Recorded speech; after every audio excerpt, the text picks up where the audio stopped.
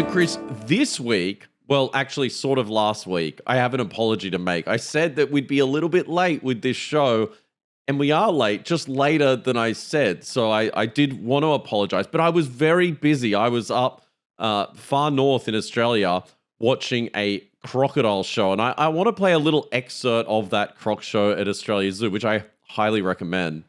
Come on, here's my grant.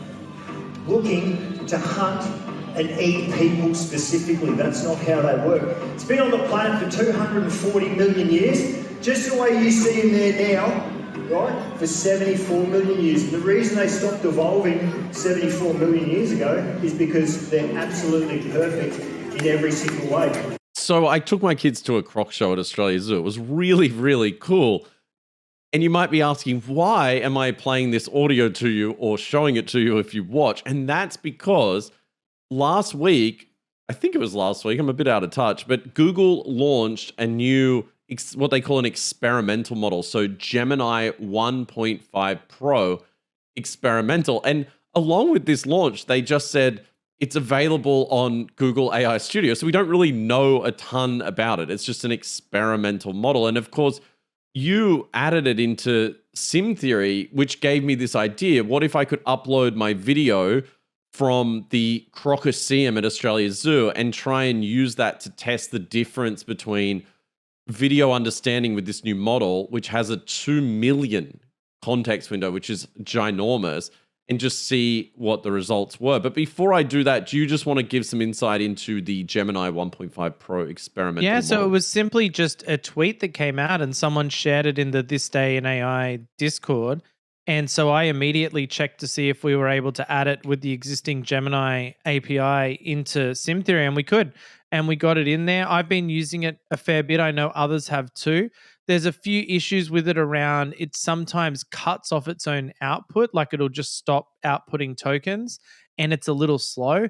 But generally speaking, its ability to do day-to-day tasks is pretty good. Yeah, one of the things I noticed playing with it quite a bit is that it's the hallucinations compared to Gemini 1.5, like the current Gemini 1.5 Pro, this is how complicated it's getting, are a lot less, especially on single shot. So if you ask it a particular question about something, it seems to avoid the hallucination problems I've experienced using Gemini 1.5 Pro in the past.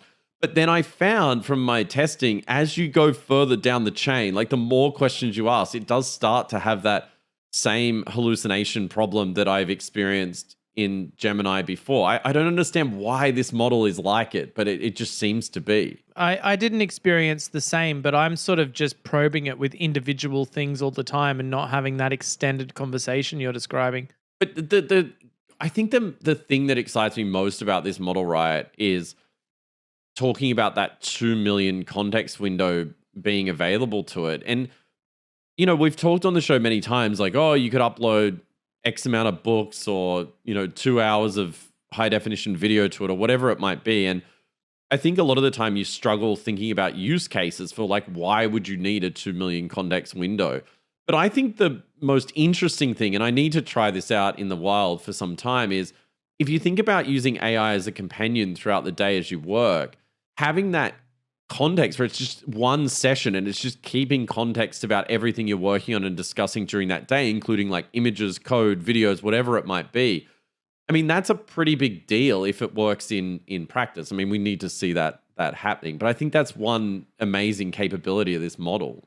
The thing that stresses me out with the really long context windows is focus. Like, how does it know when I refer back to something, which thing that I was talking about way long ago? It's like, oh, remember that image I shared with you a while ago? What do you think about that? And I feel like a lot of the work in applications like SimTheory is around it knowing when to focus on which pieces of conversation. So if I just upload, like drag and drop a new spreadsheet in and I want to talk about that, it understands that the next 4 or 5 messages relate to that. But if I've done 5 of them over time and then I ask a question, my concern is, does it know exactly what I'm referring to in there or not? And to the point where if I have a very specific question I want to ask, I'm going to make sure it has the context right then and there rather than hoping it's been retained from way long ago. It is funny you say that, because even though I know that Claude Sonnet has a 200K context window, which in comparison to 2 million isn't a lot these days, but it's still plenty. I still find myself starting new sessions when I change topic or when I'm, like I hit a wall and I want to start again almost like it's like bankruptcy on that prompt. Like you're like, oh, this is totally bankrupt. Yeah, I agree. And you don't want to muddy the waters and take it off the rails. You're almost like trying to help it out by not clouding its judgment with old stuff. Although the times I have proceeded, I'm finding myself more and more just sticking with one long chat and just switching models as appropriate. And that seems to work just fine. So I did run this experiment where I dropped in that video from my trip, that Crocoseum demonstration, which very scary. These crocodiles, like they're insane. I was really scared for the guy in there. I'm like, he's gonna die. Like why do they do this? But I put the video in, and I asked Gemini 1.5 Pro experimental to explain what's happening in the video. And I hope to use this very similar to how we've used the like Tesla image shot to test image models. I think this is an interesting video to test with because there's good audio, there's a lot of content in the audio, and there's a lot of interesting visuals that it's like obvious if it's hallucinating or not, given that it's a large crocodile in the. I'd also like to test this guy's claim that their evolution stopped 74 million years ago. It's like, how do you know that, man? Like, seriously. Yeah, like I did at the time think, isn't everything always evolving? Like, but even if it isn't, he's like pinpointed it. Has he? 74? It wasn't 72 million years ago. It was 74. They just stopped. They Nobody could make knows up why. anything. The show is so entertaining. Like it's partially entertaining because you're like, is he going to die? Yeah. So let me read for those that listen, which is the majority of you. Of what's going on here. So I said, what is happening in the video? This is Gemini 1.5 Pro experimental. It says the video shows a large crocodile named Graham, correct, in a zoo enclosure. The narrator is explaining the impressive features of saltwater crocodiles, specifically focusing on Graham. Here are the key takeaways. Crocodiles are ancient and perfectly evolved. They have special ridges for stealthy movement. Ding, ding. Graham is the biggest crocodile at the zoo. Ding. Crocodiles have the strongest bite force on the planet. Crocodiles use a tail walk hunting method. So these are all probably what I would say were the key points of the video. I think it did an excellent job. And yeah, so a big tick there to Gemini 1.5 Pro experimental. God, that's a mouthful. So this is where it starts to get a little bit weird. So the next question was, what are the names of the people working with Graham? The video mentions 2 people working with Graham. Grant, he is addressed at the beginning of the video. Did you hear a Grant? I certainly didn't. And Dave. He is mentioned later in the video as someone who will demonstrate another way crocodiles capture prey. Therefore, the names provided are Grant and Dave. I never heard Grant. So I think it's getting Graham confused with Grant. So wrong. I'm not sure how important that is, but this is where it does start to get yuck for me. And the thing is, it's not that it's not important. It's that hallucinations are so bad when you're trying to do real world stuff. And I've seen this just from talking to people in our community around when there's hallucinations in retrievable augmented situations where it hallucinating is worse, so much worse than it not being able to do it. Like you'd rather it lacks the ability than to make something up that sounds incredibly plausible and confuses you. Well, you could do what Apple did when their prompts leaked and it says, please do not hallucinate in their prompt. It was so feeble and pathetic. I remember seeing that thinking like, just please, please, don't do it, Apple. Yeah, so this model, the next thing I said to it is describe the location. The location appears to be a zoo enclosure specifically designed for crocodiles. Here are the details we can gather from the video's audio and visual clues. Creek hide. The narrator mentions a creek hide, suggesting a designated viewing area for visitors, shallow water, fence, naturalistic environment, and it goes on. Now, you might say, okay, all of that detail is correct and a part of the video, right? But I'm not so sure. So this is the difference. So remember, for those listening, Gemini 1.5 Pro experimental takes native video in. So it actually takes the video file and it's seeing the images and the audio here. If we now compare the same upload for Claude 3.5 Sonnet. So I upload the video, and what you do in this case, just to confirm, is provide an audio transcript because it doesn't have that native video capability, right? In which case? In the Claude case? Yeah, the Claude case. No, the Claude case is provided, with a transcript. Yeah, so basically it doesn't have images as yet. We might eventually break down the videos and feed it the images because it can't do it, but it doesn't as yet. But now I say in this example, what is happening in this video? And SimTheory, my agent, responds, which is running Claude 3.5 Sonnet in this case. This video appears to be a presentation or demonstration about crocodiles likely taking place at a zoo or wildlife park, possibly Australia's zoo, given the mention of Croc. So it nails the location out of the gate just from the audio. And then it says, here are the key points. Evolutionary history mentioned that crocodiles have been on Earth 240 million years and have remained largely unchanged for the last 74 million years. Talks about hydrodynamics, the body shape, the lumps and ridges, hunting behavior, safety precautions. It mentions specifically the fence could be a problem because he's standing right up against it later in the video. Jaw strength, safety precautions, feeding demonstration. A person named Dave appears to be feeding here. Now, the second question, what are the names of the people working with Graham? Dave. It says just Dave. It's just Dave. And Graham, obviously, being the crocodile. So it doesn't hallucinate at all.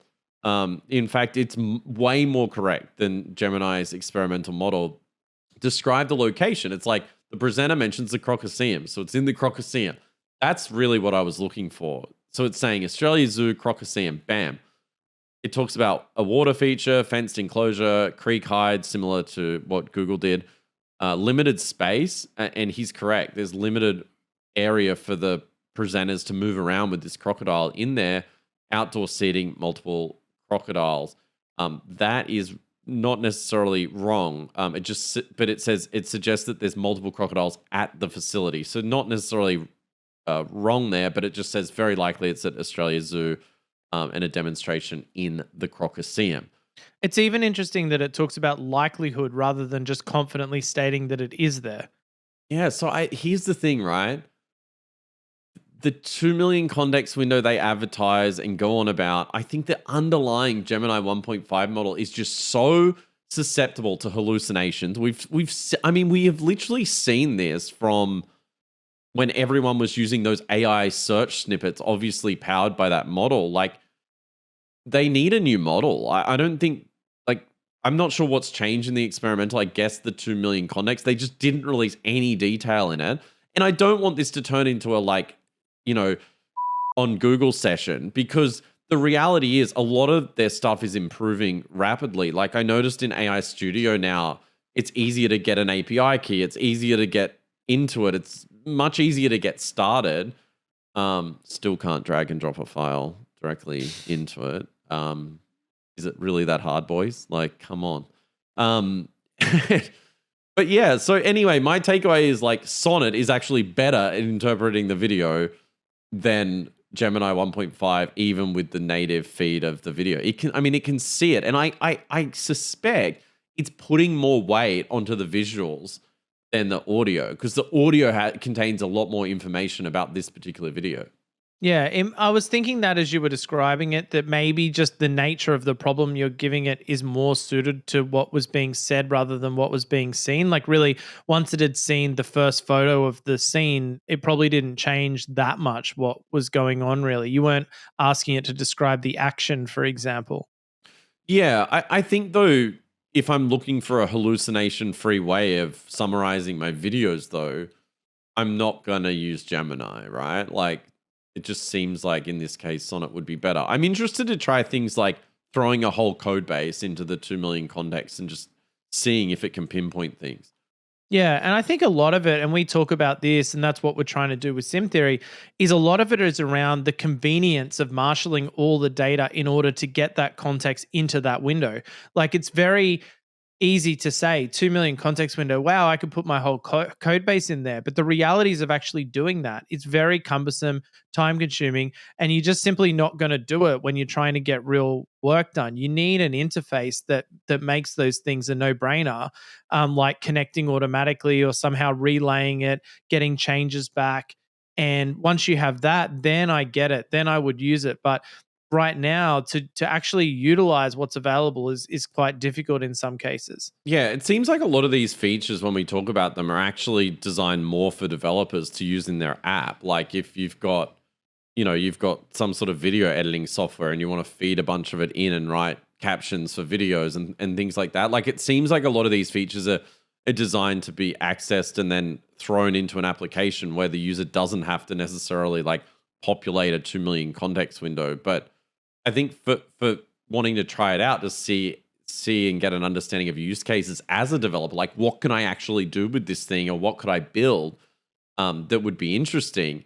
It's just like you like it is so hard to upload a decent sized video into their UI. Still, like it's like, oh, upload it to Google Drive and then ask. It's anyway.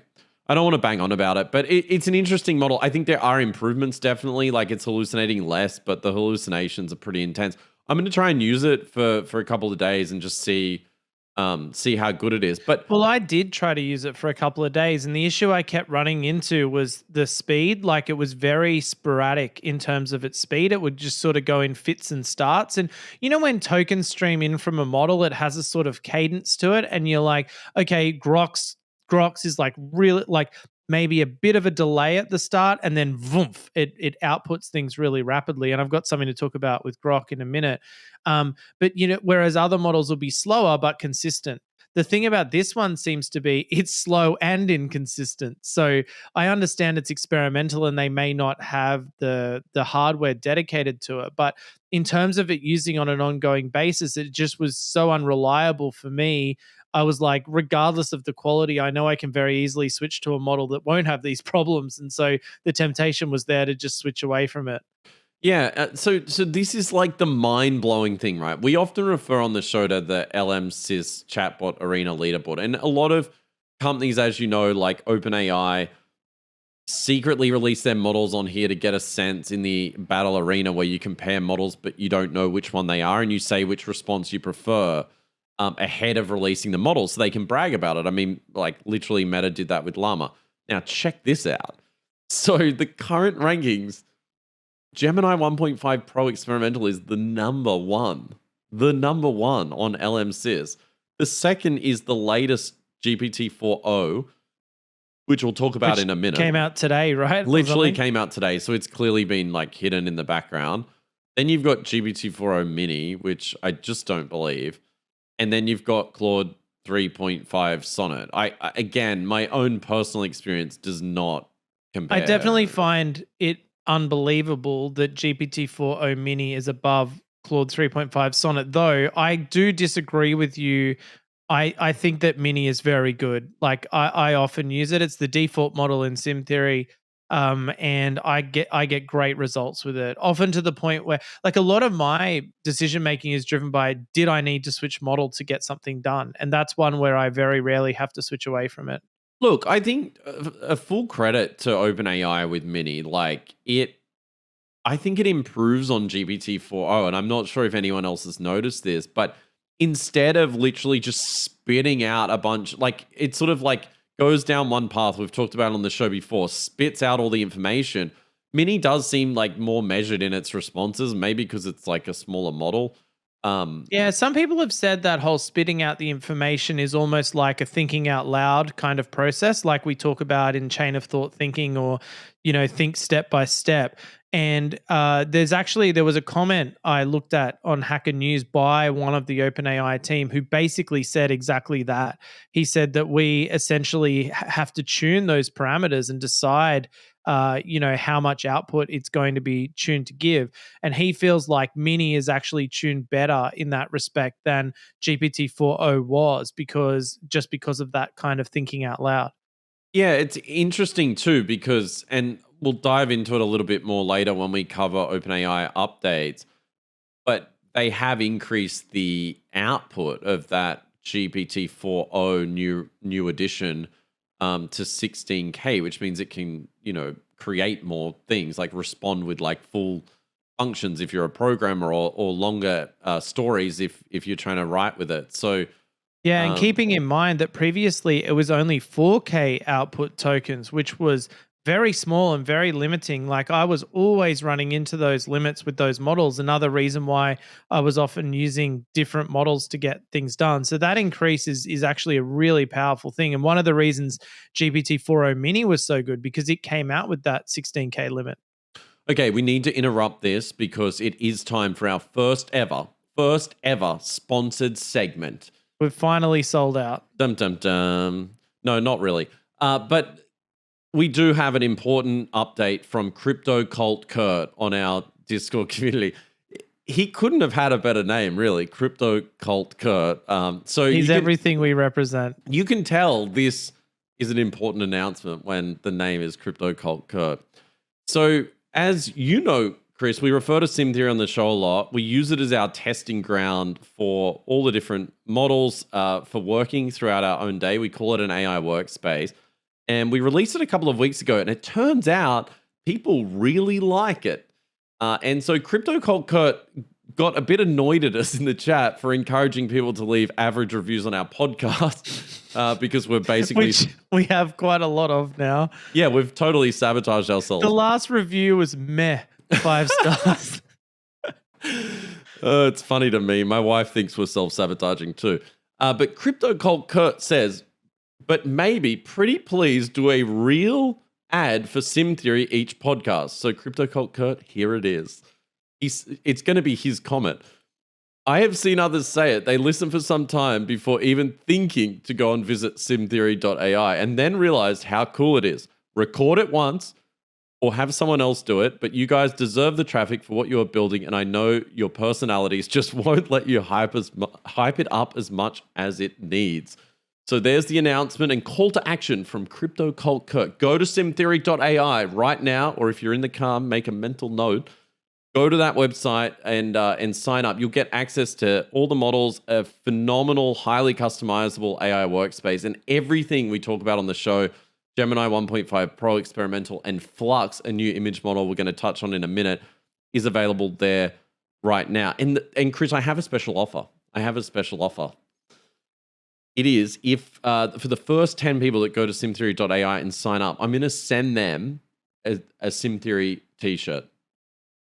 That sounds great. Even I don't have one. You don't have one. So I'm going to send those 10 people a SimTheory t-shirt, and you're not going to get one because budgets are tight. So that's my call to action. All right, back to regular scheduled programming. How was that? Do you think I did good? Great ad. Good.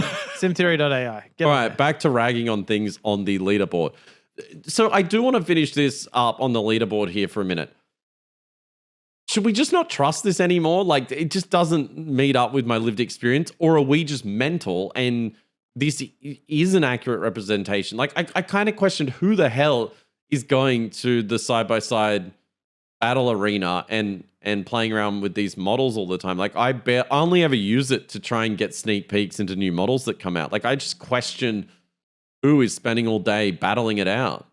Yeah, and you just wonder if it's being gamed at all. Like, it would be pretty easy to have sort of stuff you could have in your prompt to identify which model you're dealing with and then vote your one up.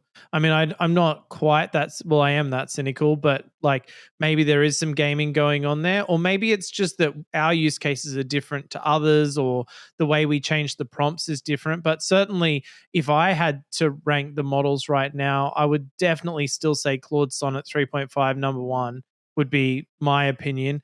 I would go GPT4o or GPT4o mini second. I don't see a huge difference between them in day-to-day usage personally. And for the price point, GPT4o mini has to be the winner, like in terms of best value for money versus quality. Yeah. And also Llama 3.1, weirdly, I find myself using that more often than I would think. Like, I'm sort of always just flicking it on to see how it performs, and then it's giving me great answers, so I sort of stick with it. But to be clear, you're using the mid-size Llama, right? The 70 billion, not the 405. The 70 billion. I don't use the larger one because it seems to choke really easily on larger context inputs. and it just doesn't work very well when you've got a lot of memories and other data going in there. It's something that we definitely need to refine our side for SimTheory, but at the same time, I just don't find that it's that much better than just the 70 billion, which seems to perform really well. The main deficiency obviously being that it's not multimodal. So the second I need to consult an image or something like that, it's out of the picture. One thing we did forget to do with Gemini 1.5 Pro experimental is give it a boom factor.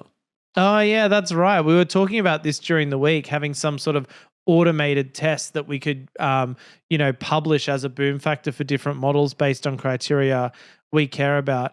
I think for me, I'm going to give it a boom factor of 6 because Whoa. it's. What do you mean, whoa, as in high? It's or high, low? very high. Oh, right. Okay. No, I think the reason I have gone probably higher than what you think is I think it's exciting that I feel like it represents Google learning how to play the game in a way. Like, they've given a tickle out there for free that people can access and try. They've admitted that it's experimental, like it's right there in the title. They're not trying to hide behind some corporate buzz speak or anything like that, and they're out there willing to take feedback and allow it to fail if necessary. And I think there's a lot to be said for that. I think getting into that spirit is going to get more developers like us and others thinking about Google as a legitimate option for the models they use, whereas before everyone was very quick to write them off in the sense that their model wasn't as good. It was very difficult to access. This one, I had no trouble accessing it straight away. It worked immediately, and it gives pretty good results. So I think overall, it's a great step in the right direction for Google. Friend of the show, Logan Kilpatrick, used to be at OpenAI. I think he's having a big influence, especially when it comes to developers. He seems to actually be listening, and then I'm seeing changes in AI Studio that are making it better. So I suspect also his influence may be something to do with the fact they're teasing things out now, and we're seeing them just lead on the leaderboard without really saying anything or giving things away. Not saying he's tweaking the models, but just the strategy of like communicating. I'm saying he's a total fraud. He's manipulating these results. It's like he's not necessarily sitting in the engine room, but he's definitely having an impact, and you can see it. So yeah, I agree, and I think that's the way to get people using and talking about your stuff in the long term and seriously considering it for their business applications is by giving them a way to see what you have to offer, and they've done that with this. All right, so now let's move on to the worst possible content for a show where most people listen. Yeah. Black Forest Labs announced Flux, a new era of creation. And the Black Forest Labs team is the former people who worked on the Stable Diffusion models. Now, not to be confused with Stability AI, because, they obviously also have the Stable brand name. But the original open source Stable Diffusion team have gone on to found Black Forest Labs. They've released an open source model. It's called Flux. And they say it has visuals comparable to those of Midjourney, potentially surpassing other available models, both open and closed source. So there's both open and closed source versions of this model available. It's an impressive 12 billion parameters, and you're getting aesthetics comparable to Midjourney, and I'll demonstrate that in a moment. Now, you've obviously played around with Flux quite a bit. Yes. Do you want to tell the story? I have kind of an embarrassing story. When the announcement came out, they announced it in a really odd and confusing way that just totally threw me off, because they announced that it's available on this FAL system. And I was like, what is this? Like, is it Flux or is it FAL? Like, I was really confused by the whole thing. And so then I implemented it. I thought I implemented it and put it in SimTheory, got it out as quick as I can, because that's how we try stuff too, and started producing images. And the results were pretty good and blah, blah, blah. But then someone in our Discord, This Day in AI community, said, are you really getting these like decent results from Flux, because when I use it on their website, the results are much better. And I was like, that's so weird. Like maybe I'm doing something wrong, passing the parameters wrong, or resize, like just something wrong. And it wasn't until you pointed out to me the just wild disparity between what you were able to produce directly with Flux versus the SimTheory version that I realized it was Stable Diffusion XL all along. I was using the wrong model parameter that I was Oh my setting through. God. So here I am telling everyone, hey, you gotta try Flux, and it's just literally Stable Diffusion. So we've fixed it now. It really is Flux in SimTheory, and wow, the results are actually amazing and pretty astonishing. And there's just the other thing to note is there's multiple versions of the Flux model. So there's Flux Pro, which is the one that's available in SimTheory. There's Flux Dev, which is the non-commercial version, which is the one they've open sourced that you can run on your own machine. And then there's Flux Schnell, which is a much smaller model that obviously runs Schnell faster and also can run on smaller devices. So we haven't put Schnell into SimTheory, but the others are there. They need to develop an AI to help AI companies name things. Like it's just... Yes, and I think that half the time it's really difficult to understand out who's behind things, who's hosting them, who's making the money. Like, it's genuinely confusing. And I know you didn't want me to do this, but I also just have to throw out my complaint that the API documentation of some of these models that get launched, I mean, come on, they don't even tell you what the range of options are on all the parameters. So you've got to literally trial and error to see when it fails to figure out what you can actually do and what you can't. It's like we need a document that companies can release to people in the modern press that articulates what it is they're announcing. We could call it a press release. Yeah, and why? Why are you announcing this? Like, what's your goal here? To stick it to the original team, or like we are the original team? Who knows? But anyway, the image output is excellent, and it's great to see another player in this space, because one of the problems with Midjourney is the lack of a sanctioned API, right? So that not only do they not have an API, they openly state that they're not planning on building one. The only way to make Midjourney images is through Discord, right? You can make them through SimTheory, but we use magic techniques that I don't want to reveal on here in case we get banned. And so the reality is that Midjourney produces the best images, but it's a very difficult process to be able to do it. Whereas Flux is producing as good, if not better in some cases than Midjourney, but they actually do have a sanctioned API you can use to do that.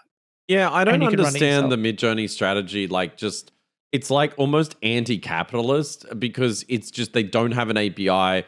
Their user interface, you have to have hit some threshold of creations on Discord to even be able to get beta access. Like, it's almost like they don't want customers. They built this great model and like, oh no, it's not available. And yet they're I'm probably unsure why. making more money than anyone else anyway, because it's so good that people will knock down the door to get there no matter how difficult it is.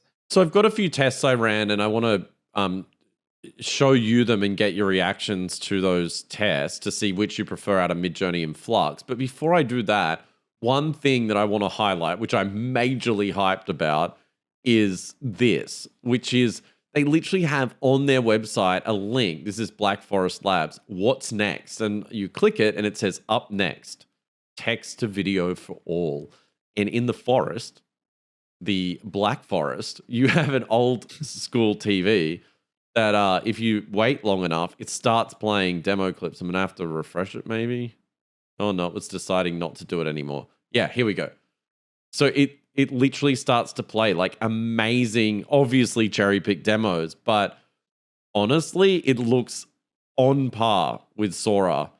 And if this is open source, we're going to have a Midjourney open source, basically. I'm calling it with Flux, and this model coming out pretty soon, I suspect. So pretty exciting times. That's really exciting to genuinely be able to do the text to video in a way that it'll be official like that. That's cool. Okay, so I've got 3 examples I want to show you. I'll read the prompts. I'll describe the images to those that are listening, so you can see what it's like. So basically, my prompt, and to be clear, this is in SimTheory, so and actually using the Flux model to be clear. So the first is Flux, and the second is going to be Midjourney. I've got 4 examples from each that I've created. So the prompt is a Lego character walking a Lego dog along a realistic looking beach. So first we'll start off with Flux. And I would say it absolutely nails it. So the first image is a Lego dog, a perfectly looking Lego character in like a jean jacket type thing. Even the legs of the Lego are interfering with the sand and water. Yeah, I can see that. It's actually displaced the sand and the water reflections. Like, wow, that's incredibly good. Yeah, here's another one. It's not displacing the sand as much. I would say it's not as good, but still amazing. I mean, it's pretty amazing. They all look exactly like the from prompt to output. I would say it nails it every single time. Like, you can be lazy at prompting and it seems to just give you what you want back. And then the final one, which I think is kind of cool, is the Lego man's like looking lovingly, well, kind of lovingly, I think, at this dog. The proportion of the dog is just way too big, but anyone that plays with Lego often with their kids, like I do at the moment, you know, Lego portions aren't necessarily correct. So I would give it 10 out of 10 booms. Like, it's exceptionally good. It's a boom factor of 10.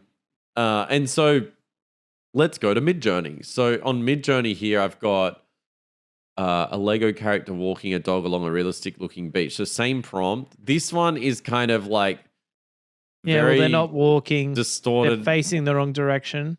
The dog is a chihuahua, maybe like a plastic chihuahua. There's birds are out of proportion, not so great. The next one I think is pretty good. The problem is it's a real dog, not a Lego dog, so it doesn't adhere to the prompt. But the Lego man is good. Yeah, the Lego man is pretty good. This one's probably as close as it gets. So it's an up close of a Lego man with a cool looking dog leash on a Lego dog. I'll give them credit for this. This one's pretty damn good. The background doesn't, I don't know, it looks But fake. again, it's not the kind of action shot you expect from based on your prompt. Like, No. your prompt implies walking, like the verb, not standing. Yeah, and so the last one, he's standing, not correctly holding the leash, although that's being a bit mean. But I mean, clearly, Flux has just wiped the floor with this. It's a lot better. If I'm Like, going to use an image for like a stock imagery or whatever it is, I'm going to use Flux in this case. Like, Flux wins. So yeah, wow, that's a definite win there. So Which I wouldn't have thought I'd be saying about Midjourney anytime soon, because I thought, like you said, these crazy eccentric guys off there producing the best possible stuff and just blocking out the world and going, no, don't hear you, and only taking money because their investors are probably like, you better take some money, you know? And yet these guys have just come from nowhere and delivered something that's actually beating it. Yeah, my other point about this is people are going to say, I'm sure in the comments, but you know, you don't know all the techniques with Midjourney. And it's like, I don't care. I don't want to have to learn like all the params and stuff. I just want to ask my AI assistant and go, hey, make this. And it just gets me. It just nails the image. And that's what Flux has done for me. So yeah, and Flux has quite a few options. I'll just briefly describe them to everyone. So there is an option to say enhance with LLM that's actually built into the model itself. So in SimTheory, we have enhance with LLM available on some of the models, but that's us enhancing the prompt with one of our models. Whereas this one has its own. So Flux itself has the ability to enhance with LLM. You also can control the safety filter. So there's a rating between 1 and 5. You can give 5 being the most permissive and 1 being the most safe. And you can turn the safety filter off completely as well.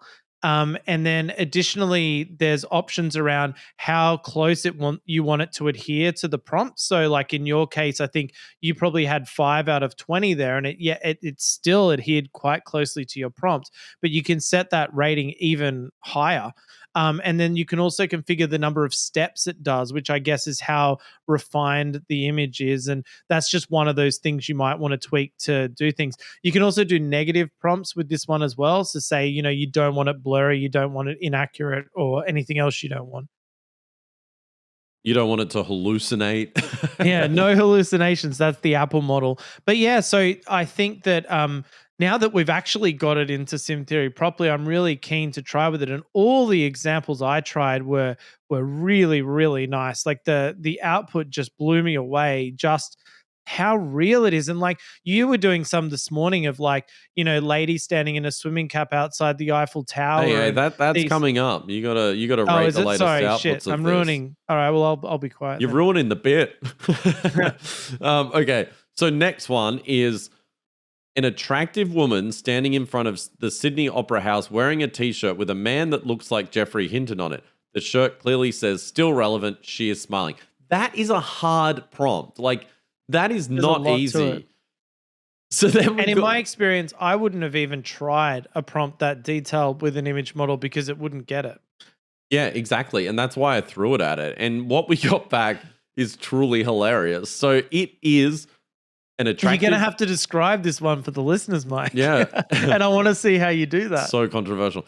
It is an attractive woman in front of the opera house, exactly as I would imagine the photo to be, with a t-shirt on that says "still relevant." Unfortunately, it doesn't like to use real people in the images, which I totally get. And it's you mean like real life celebrities like Geoffrey Hinton. It's not going to put Geoffrey Hinton, but instead it put, I guess, an Indian man in a polo. It couldn't be further from Geoffrey Hinton, and just it made me really laugh. It's such an entertaining image because she's wearing a shirt, and then there's a picture of a man wearing a shirt, and then completely legible text, by the way, saying "still relevant." The text, it does is it nails it. So then a few more examples from Flux.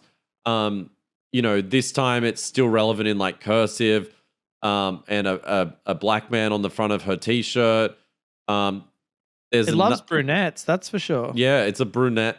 It's a brunette model. But all of these are, I would say, like the text and the setting and prompt adherence outside of, if we just ignore Geoffrey Hinton in the prompt for a second. And also, I wouldn't mind getting some of these shirts made. They're brilliant. This one's pretty good. The cartoonish one and the last one. I actually really like the designs that put on the shirts. Okay, now let's go to Midjourney. So Midjourney, I would say the woman is like more realistic. Like there's like lines on her face and freckles and stuff like that. Text is shockingly bad, but it does look more realistic, I would say. But the text and adherence, like there's a weird bridge going over the opera house in the one I've got up on the screen now. I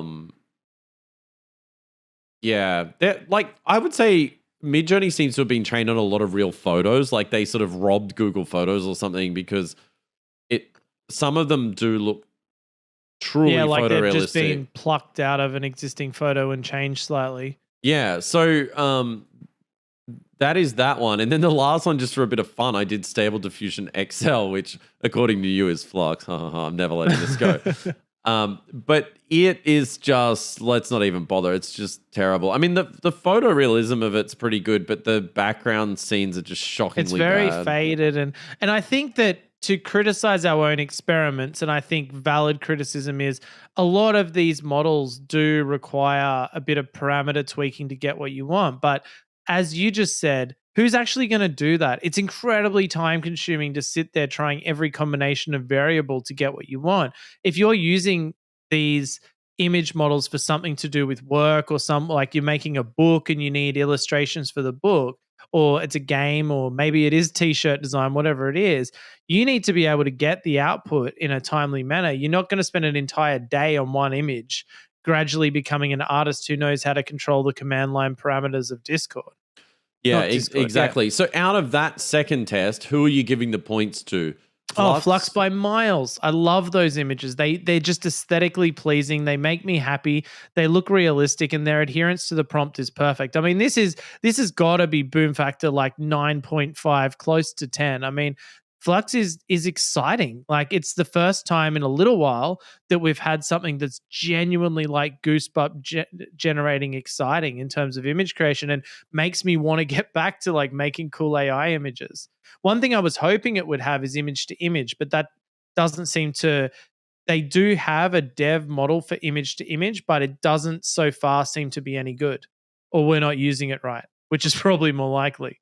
All right, so test number 3, final test. The chance for Midjourney maybe to come back and win a point in the test is, first of all, so Flux, a female swimmer standing in front of the Eiffel Tower in France for the Olympics. So I'll bring up these. First off, starting with Flux, there's weirdly a pool in front of the Eiffel Tower. I don't remember a pool being there. But I guess they've got to swim somewhere. Yeah. And then the second one, I think this is That's a lovely probably photo. the best. Yeah. This is a smiling woman standing in front of a pool that appears to be in front of the Eiffel Tower. Then another one, again, female swimmer standing in front of the Eiffel Tower. That's a bit more cartoonish, that one. That's the least realistic. Yeah, and then the final one is, I would say, the most realistic, especially the hands, like the detail in the hands on this one is really good. There's what appears to be 5 fingers too, always a plus with the image models. Yeah. Whenever you see like conspiracies on Twitter, they're always like, look at the fingers, this is clearly AI. Look, these ones aren't as impressive to me. They're okay, but it's weird because I did this experiment earlier and got Yeah. the best one on Earth, and then this second go. Because one of the ones you showed me this morning, I genuinely commented, like, you could put this on like a news website about the Olympics and it would just be believable as a photo, like just straight up. Yeah, let me try and bring it up for people that I'm going to try and find it. There's one quickly, with the 'cause- lady standing with the swimming cap that looks incredible. I'll just describe it. Oh, 'cause here it most is. people- I got it. So check this out. You can describe it. Yeah, So- that one. See, to me, if that was the feature image on a New York Post article or something like that, no one would question that photo. That's like the way the sunlight reflects off her skin, the little hairs, like the way the swimming cap sits, the soft focus, like that's a really good photo. Yeah. Yeah, it's Stable Diffusion XL. Is it? Oh my Twist. God, What a embarrassing. twist. What a twist. Yeah, no, it's not. I think there's something wrong with our alignment because I stuffed this up in our history here that makes it look wrong. It's actually, this one is Stable Diffusion XL, and it's Okay. it's basically a man swimming. All right, so let's look at Midjourney finally for the swimming. I'll get through this a little bit quicker. This one is an Asian woman in what appears to be like an Adidas branded swimsuit with the Olympic rings randomly in the sky, what appears to be maybe a Canadian flag above her head, and then the Eiffel Tower. I like it as a photo, but you're right. Like, it's not really adhering to the prompt in a way you could use it. This next one's sort of similar. There's a pool in front of the Eiffel Tower. I wouldn't use it. It looks totally generated. This one is like from a different era. It looks like a 1990s Qantas ad. Yeah. Or something like that. And then this one is like, It looks like a stamp, like a postage stamp. but I would Of say a cancer like patient. prompt adherence wise, Midjourney, like for normies like me, when it comes to creating images, just is not there. Like anyway, I think everyone gets the point. Flux wins 3-0. Huge boom factor here. It wins by a lot. I'm genuinely excited and blown away by Flux. And if anyone wants to try it, we'll put another plug in, SimTheory.ai, and you can try it right now and see what results you get. All right, let's move on. There's a lot of OpenAI news to cover. I think of most interest to us and many people is the latest GPT4o model that they released just today. We obviously haven't had time to play with it that much, but the big news, which I mentioned earlier, is that 16K output increase, but also they announced what's called structured outputs in the API. Can you explain to everyone, especially our non-technical audience, what this means? Okay, so I'll start from the basics. So JSON stands for JavaScript Object Notation, and it's just basically a programmatic way of representing data, so fields. So you might have a field that has a name, a field that has an age, a field that has some other structure, and that structure can be nested. So it's a way of structuring data in a predictable way so you can access those values. Now, a while ago, OpenAI announced JSON mode where you can enable it, and the system, as long as you said the word JSON somewhere in the prompt, would output a JSON structure for you, and that was guaranteed that you'd get a JSON structure, and you could give examples in the prompt of the fields you want, or just say, hey, I'd like the following fields. The problem being that sometimes it would ignore the fields you asked or provide extra fields or things like that. And so 90% of the time, and not only OpenAI's models can do this, by the way, many models can support that JSON output style.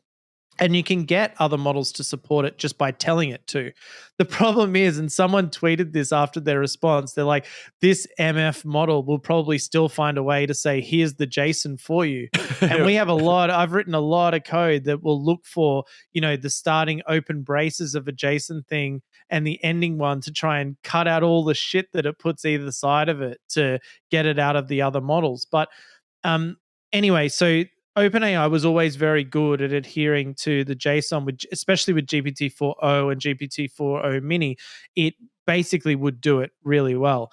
The difference in this is you can essentially provide a forced JSON schema, which is saying these are the fields you must output, and these are the types of the values. And by types, I mean, like, if it's age, it's got to be a number, and it has to be within this range. If it's, a string, it has to be a maximum of this length.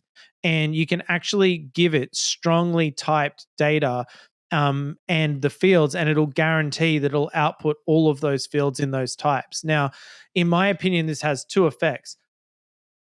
One, it makes development much more rapid. Like, you can literally take their API, define your data structures. And indeed, they have things for like Python, for example, where you can actually define Python models and then pass that into the client API and just get your models filled up with data. So you can literally map out the data in a program and have an AI prompt fill up that. And then you've got your program running with all the data and structures you can just use straight away. Now, in terms of rapid development, that is an incredibly amazing paradigm to work in. It's like really, really good.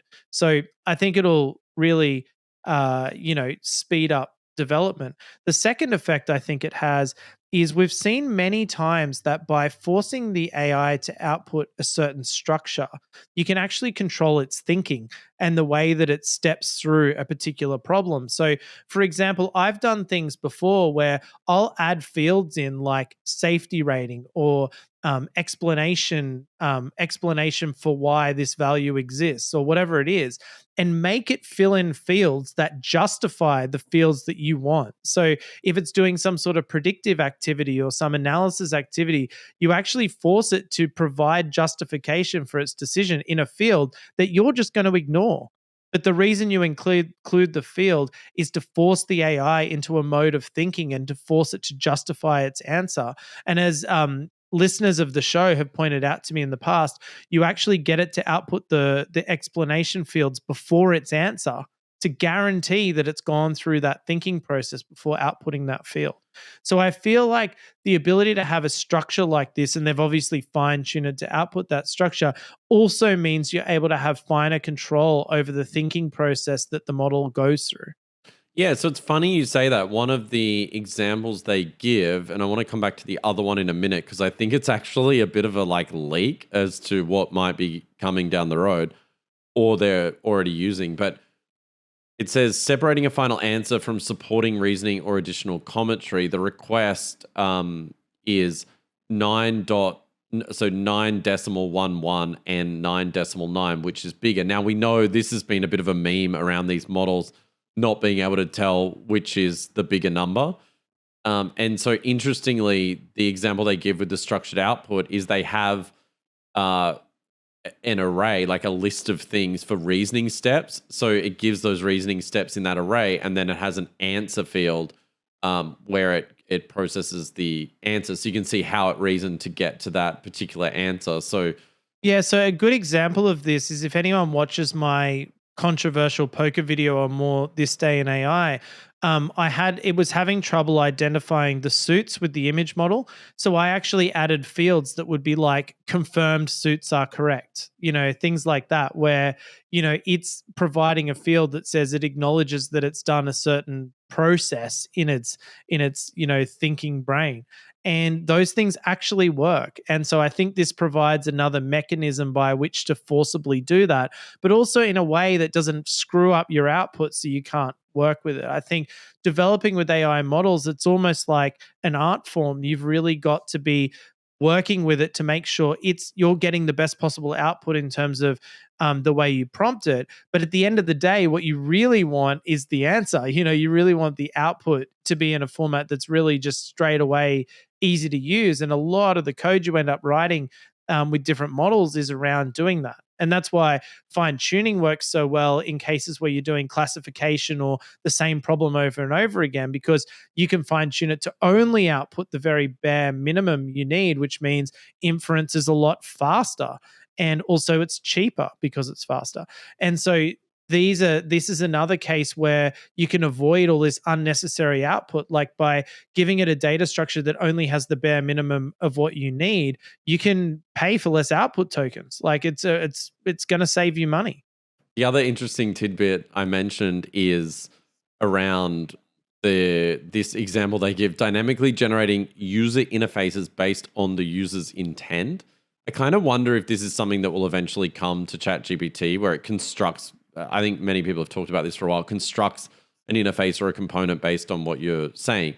So you've got here the response format, and then the examples below. And some of the examples they give of the output is like landing page for a gardener, sign up screen for an app, stock price widget, and it knows to use those particular components. You're basically like configuring a known I love the idea of handing a product like that over to a QA team. Being like, can you test 1 million combinations of this UI, please? Yeah, like good luck there. So I think a pretty good update. Obviously, it comes with the new model. It's still somewhat confusing. Like I think that's going to be the latest model that everyone is put onto, but it's confusing if that is or not. Looking at their documentation, they say that the GPT4o latest will always point to the latest model, but then it's like, okay, is that if I update my package I'm using, if I'm using a client library or whatever?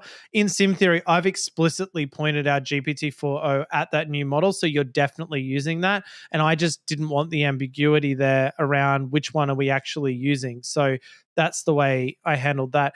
One other thing to note, there was also a pricing decrease with it as well, right? Yeah, quite a large pricing decrease on that model. I think it's something like 50%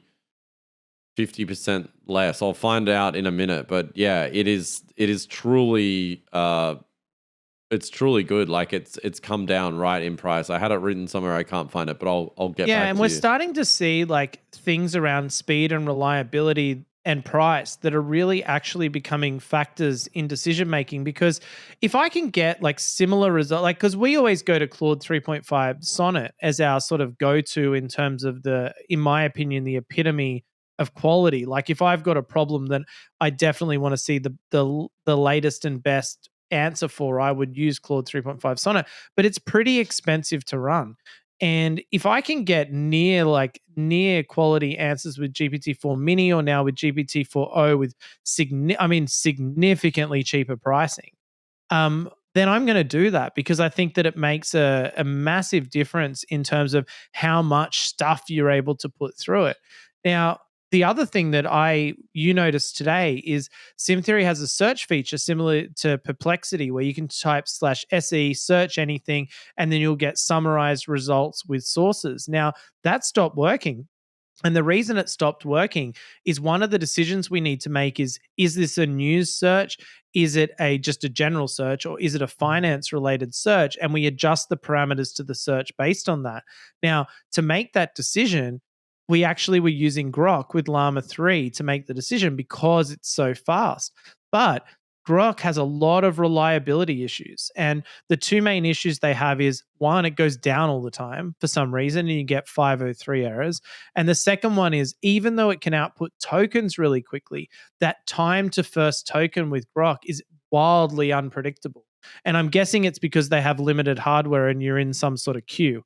And so what I've realized is it's actually better to use a model like GPT-4o Mini because its decision-making ability is as good as Llama 3, obviously, if not better. It's pretty fast, but most importantly, it's consistently fast and it's cheap. So I really feel like some of that routing work that I talked about before is not going to be benefited by an incredibly fast inference if that inference is unreliable or inconsistent. Yeah, I will come back to Groq in a minute because there's also a big funding announcement, and I think this is a huge problem for them. They're basically at capacity and can't afford to scale up, and you are being queued. And as we've seen, it's like people want to use it because of its speed, but it is just so unreliable.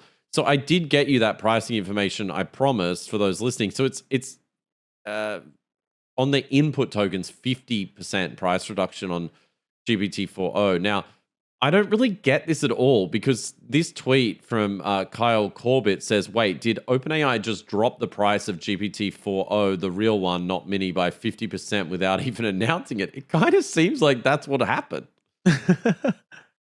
Yeah, it is interesting how the price drops aren't some incremental thing. It's always like 50%, 100%. Like, well, it can't be 100, but you know what I mean? Like massive drops in terms of the price to the point where if you're doing like estimates for an app you're building around what your costs are going to be, you just keep getting these nice, pleasant surprises where, oh, it's better and it's half the price.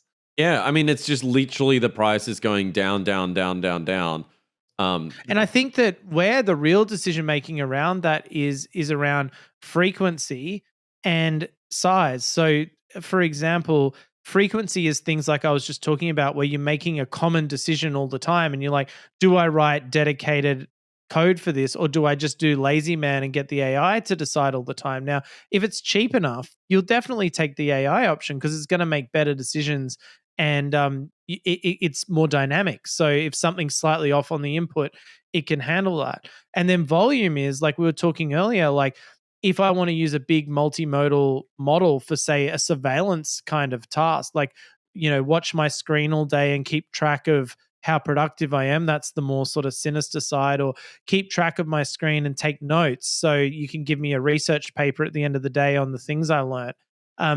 Now, if every time I have to do inference on a screenshot or whatever it is, it costs a certain amount of money, it's probably not worth it. But if they halve that price and halve it again, at some point it's going to be cheap enough that you can just do it without even thinking about the price. Yeah, I'm unsure though if that price decrease includes vision. I don't think it does, but no, but I'm saying that that's the way we're heading. Like the constant price drops will presumably flow onto the other parts of the model as well. Yeah, eventually. So it says by switching to the new GPT-4o 2024-0806, developers save 50% on inputs and 33% on outputs compared to the previous models. So that's crazy. And they just didn't even bother really saying anything. It's, it's truly bizarre to me that they just dropped that.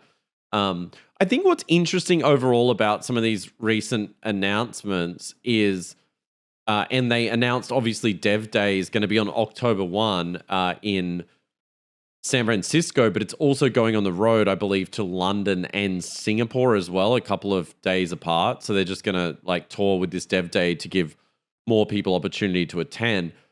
But I kind of feel a slight shift back to developers and hopefully that them finally focusing on developers and building the underlying AI infrastructure that people can build out applications on instead of trying to just go so broad. Like, I really think, and maybe I'll be proven wrong, and I'm sure people disagree heavily with this comment, but let's see. I think it was a fairly big misstep with this like her vision that's being going on at OpenAI. Like, let's spend all of our energy, guys, on building Scarlett Johansson on our iPhones.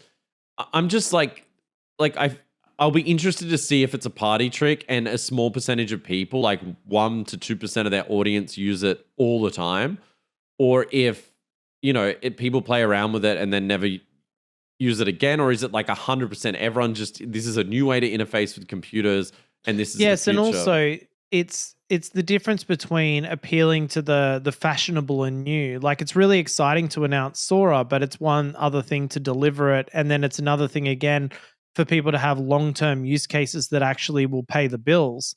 And it's a bit different when you've got the API generating an enormous amount of their revenue, and then developers who are having these constant access to other great and just as good models around the place. Like, a move like this structured JSON output puts them back in the sort of leadership position when it comes to the tech side of things in a really, really good way. But it does feel like in the last year, developers are basically being completely ignored apart from price adjustments. And the model's honestly getting inferior, I believe. Like the speed jump of GPT4o was amazing, and I'm not downplaying that. But outside of those things, it hasn't been the most exciting year for OpenAI. I sound like such a whinger. It's still amazing. But I think the reality of my point here is it seems like an organization where there's two factions. There's the faction that's like, let's build her, our girlfriend on our phone, computer girlfriend thing. And then the other faction, which is basically like, let's be the best developer platform and let people build on us like we're an operating system, like we're the ecosystem, build on top of us, we'll make it super easy. We may not have the best model anymore, but it doesn't matter because you don't need the best model. We've got the fastest, cheapest, most reliable systems and libraries and things like that. So I just get really confused. So we saw finally, even though it's been leaked like 100 times, they released a Perplexity clone, which is on a wait list called Search GPT. Obviously, we haven't been able to play around with it. Early reports are it's pretty good. I'm not sure it's like going to necessarily replace Google for a lot of people. And I think a lot of people that are into AI search are probably already using something like Perplexity. I mean, on SimTheory, we have search. It's nowhere near as good, obviously, as Perplexity, but it's getting better. I don't get it. You've got this sort of dev angle to the business, then you've got the consumer angle. Like, we're trying to go after Google. We're trying to go after video models. We're trying to go after image models. Like, it just seems like a company that just doesn't needs to focus on one single thing, unless their plan is to like bring all this together in some sort of Scarlett Johansson orgy thing product. Anyway, that's my rant on it. But I really do hope they just start focusing on devs again and the dev experience, because I swear to God, that is where they're going to win and have staying power. Yeah, I agree. And I think that I just look at being in the SaaS industry and stuff like that. They're a company that can be a bit like the Amazon, where people are just piling money into them every single month because they've built ongoing sustainable businesses on the back of having access to the best models in the best way. Like, if they provide the best developer experience, the best models, the cheapest rates, then people are literally just going to build sustainable companies on the top of it as an infrastructure provider. And if AWS has proved anything, you can build one of the biggest companies in the world on the back of that. Like, it's not like they're going, oh, we're giving up half the money by doing this, because it's something that will actually be sustainable for them. Whereas I feel like if it's like, okay, we've got the voice / plant identification app for consumers and they're all paying us $9 a month, I just can't see that sort of, standing the test of time and not being constantly assailed by all the other apps that come out.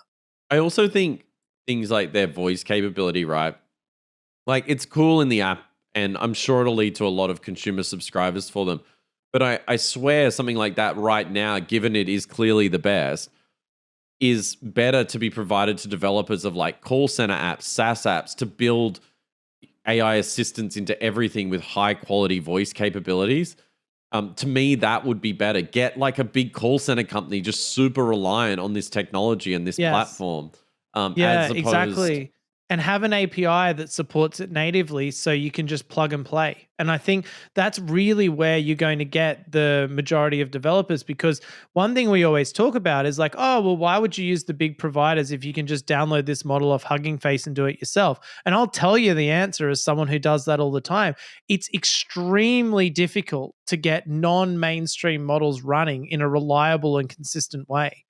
And there's a lot to be said for that. And then if you do it, then you've got to think about, oh, how do I scale up? Can I afford the infrastructure? There's a lot of reasons why a reliable cloud hosted model is better for the majority of cases. For the same reason you said you don't want to dick around on Discord changing parameters all day to get the best image. Most people who are building a product, even if it's AI based, don't really want to get into the minutia of checking every single parameter and fine tuning every little element of the model to get it exactly right. They literally just want to use it as like a magic API that handles that part of things, work on their prompts, build their application. And I feel like a provider that's able to do as much of the heavy lifting for you as you can, and you're going to build on that platform, and then you're not going to want to change it. Yeah, and to me, look, as we always say on the show, is like most people haven't even heard of like Claude or Sonnet or any of these things. Most people are still just going to ChatGPT to experience AI. Like that's really their knowledge. And maybe Facebook now, given it's just like forced down your throat everywhere on every property that they own. So I think it's going to fall into two groups, right? There's going to be the applications that are like brand names, like the Googles where you go, like ChatGPT for chat or whatever.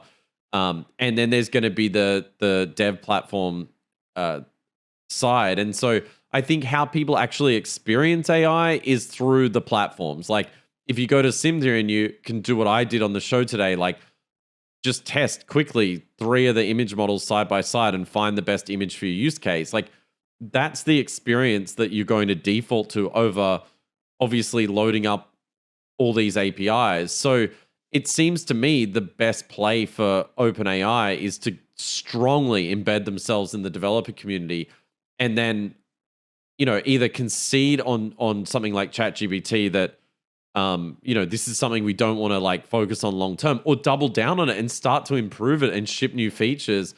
Because right now, like Anthropic's kicking their ass.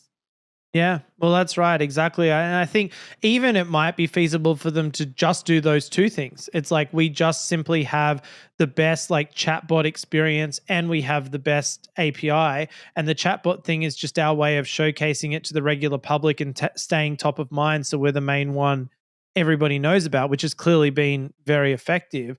But then stop trying to do all these other things alongside it and just muddy the waters of like, what are you? Are you a search company, or are you a chatbot company, or are you an API? You're also competing with your own customers. You've got GPTs out there.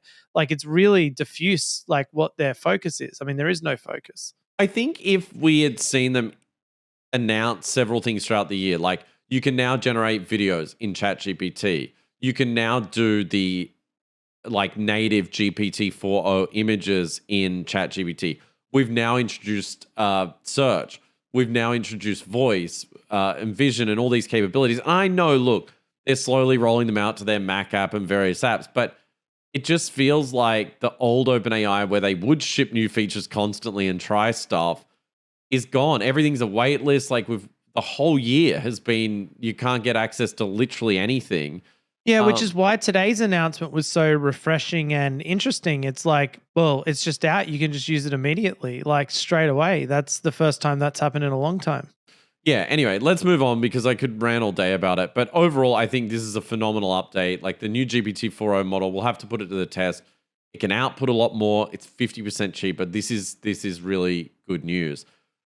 All right, so we were going to rant about other models, but we're running out of time here. So let's talk about that Groq funding. So Groq has raised $640 million to meet soaring demand for fast inference. And as you said earlier, we actually have switched away from using Groq for a bunch of internal things simply because it's unreliable and there's that huge latency at the start of the request. So I think this is good news in the sense that they said they're going to really ramp up demand and be able to meet the soaring demand, as they say, for Groq. So yeah, and I want to make it clear that I'm not criticizing Groq in that sense. I know the reason why they're struggling with certain things, and it's not priced commensurate with how good it is when you actually use it. The problem is that if you're providing an application like we do, you don't want to have to explain to people why sometimes something is incredibly slow, sometimes it's really fast, and sometimes it doesn't work at all. You need something that's going to work every time you run it.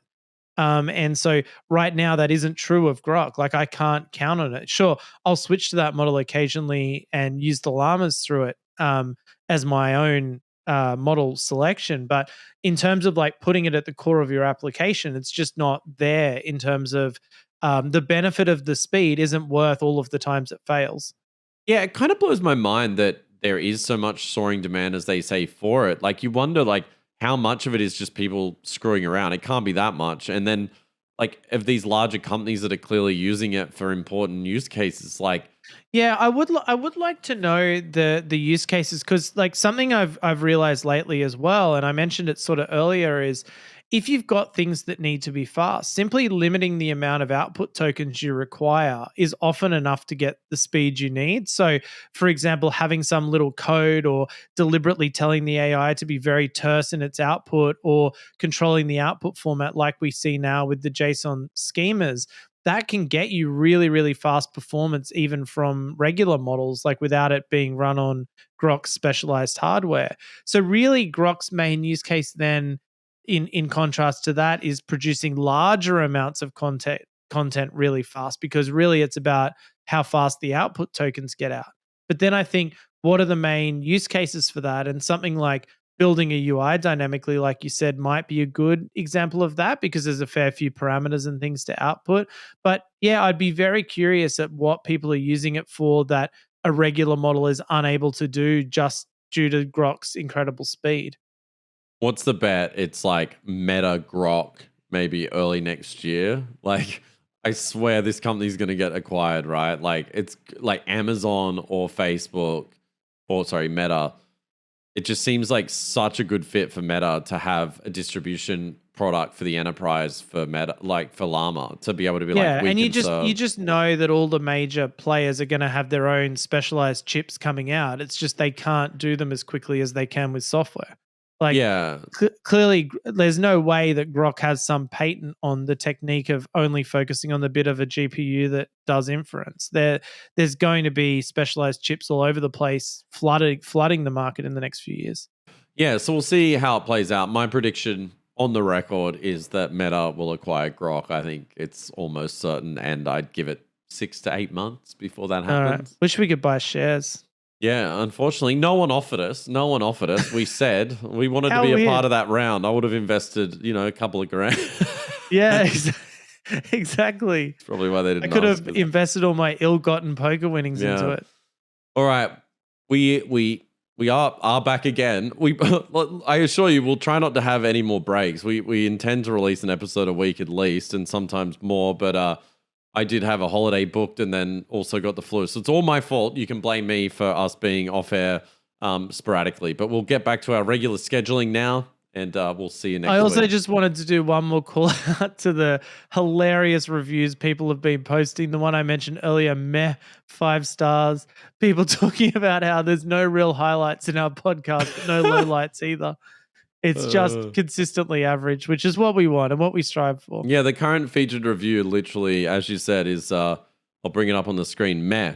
This podcast offers a perfectly middle of the road exploration into the world of artificial intelligence.